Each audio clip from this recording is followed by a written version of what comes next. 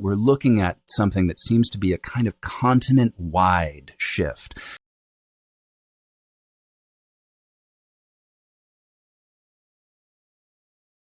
Half of North Americans have what's called the cot-caught merger. And you can hear, by the way, I pronounce those words, that I do not have that merger because I say cot, C-O-T, and caught, C-A-U-G-H-T, differently. How about you?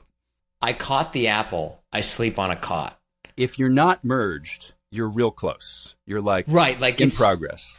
Right. Like it sounds like, okay, maybe there's a difference, but I don't really, like it's not much. Do you think there's one? When you say the names Don and Dawn, like are those the same name to you? The sun rises at dawn. I met my friend Dawn. Yeah, they sound pretty identical to me. We'd have instrumental measurements of a bunch of different tokens to like really make a call. Where'd you grow up? Midwest, Kansas, Wichita. Great. So you grew up in an area that has had the cot-caught merger for some time, right? It didn't always, but it has had it for a while. So people born 20 years ago, like a much higher percentage of Americans who are only 20 years old have the cot-caught merger, most of them, than 50 or 75 or 100 years ago, right? It's steadily progressing. And you can look at kind of heat maps as this has changed through the generations. But this is one thing, this is the kind of deep structural thing, because like if you have the merger, you have one fewer sound. You have one fewer total vowel sound in your inventory, right? So it's funny because it's like this merger actually tends to pass under the radar for most people. And yet it's a deep structural factor. Are there areas of the country where new accents seem to be popping up? This is into the weeds, but it starts to get really friggin' interesting. So linguists started to observe a shift in first in Southern California. Actually, it was first in Northern California, then it was Southern California, then it was thought to be just urban areas in California, and then it was like, oh no, it's just California generally, to different amounts. Another of these really radical, fun vowel shifts where the vowels start like shifting around their location in the mouth in a systematic way and rotating the whole thing. So if you think about your really stereotypical like surfer dude or valley girl kind of thing where you have a really open mouth, a bunch of vowel sounds are opening up. They're being pronounced with a lower tongue and jaw.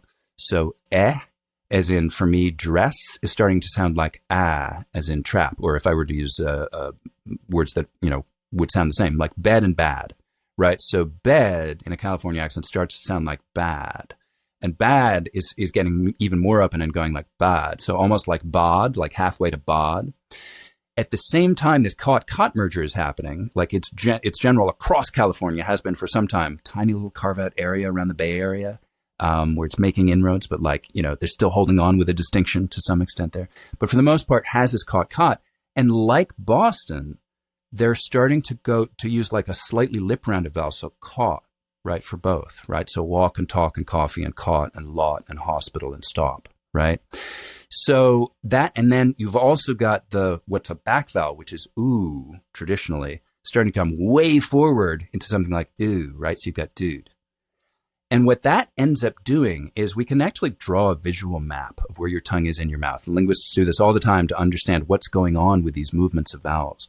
The California vowel space has gotten shorter front to back. It's compressed on the horizontal axis, and it's lengthened on the vertical axis in kind of the same way as if you look at like still stock photo images of stereotypical surfer dudes and valley girls, they generally have open mouths, right?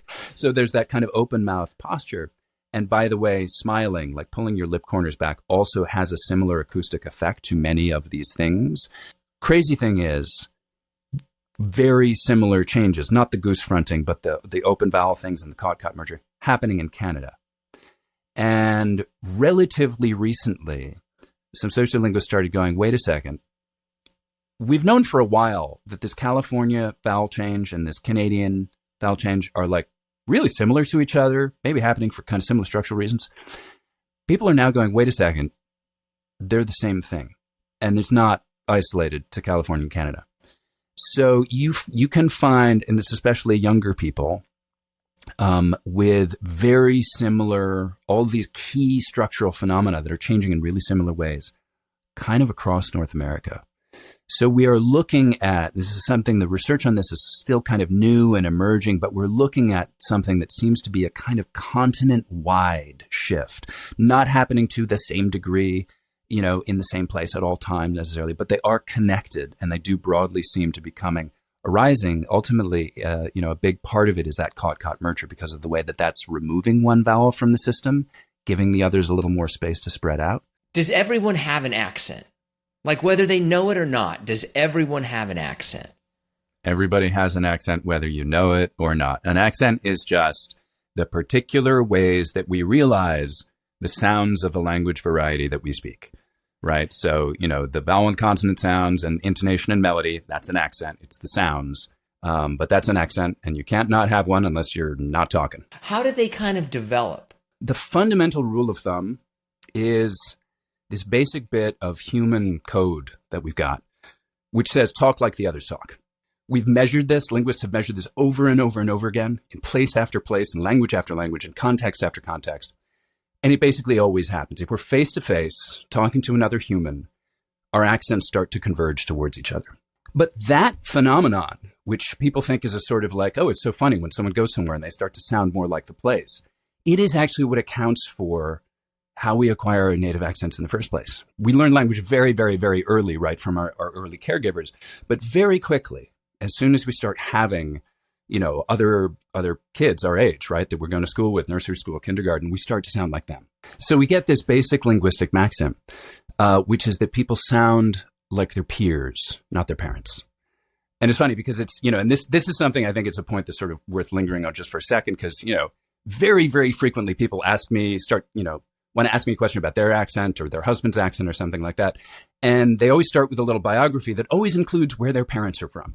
And it rarely matters. It's usually a non-factor. So when I think of kind of accents in the United States, like the big ones that jump out of me are like the Boston, the bah, or however you say it, like the Southern accent. Do those places, have they retained their accents more? So I feel like that's a place that has more of an accent? Or is that accent just recognizable and I don't realize that where I'm from has retained its accent just as much? I just don't think that I have one. The accents that sound to us, you know, in general, like, oh, that's less of an accent or less strong or less pronounced an accent, it really just does mean that it's higher up on that scale of social prestige. Probably is the one spoken by more people who have college degrees, especially like college degrees from fancy colleges, right? It just maps onto that. At the same time, there is a lot more accent and dialect diversity on the East Coast of the U.S. than there is on the West.